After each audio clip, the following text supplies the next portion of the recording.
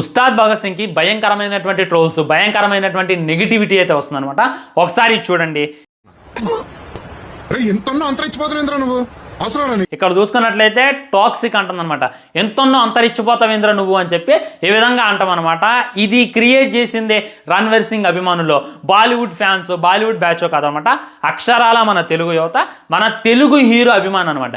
ఈ విధంగా మన తెలుగు హీరో అభిమాని, మన తెలుగుడు అయి ఉండి మన తెలుగు సినిమాని తగ్గడమేంది అని చెప్పి నాకైతే అర్థం కాల. ఒకసారి ఇది కూడా చూడండి.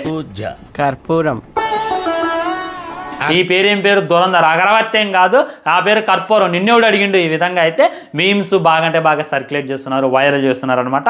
చాలామంది ఇంకేమని కామెంట్ చేస్తున్నారంటే దురంధర్ ట్రైలర్ని ఇప్పుడే చూడటం జరిగింది, ఉస్తాద్ భగత్ సింగ్ ట్రైలర్ని కూడా ఇప్పుడే చూడటం జరిగింది.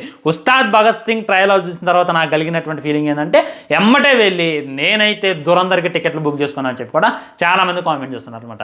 ఈ విధంగా దురంధర్ని లేపుతున్నారు తెలుగు యువత. ఉస్తాద్ భగత్ సింగ్ని అయితే తగ్గిస్తున్నారు.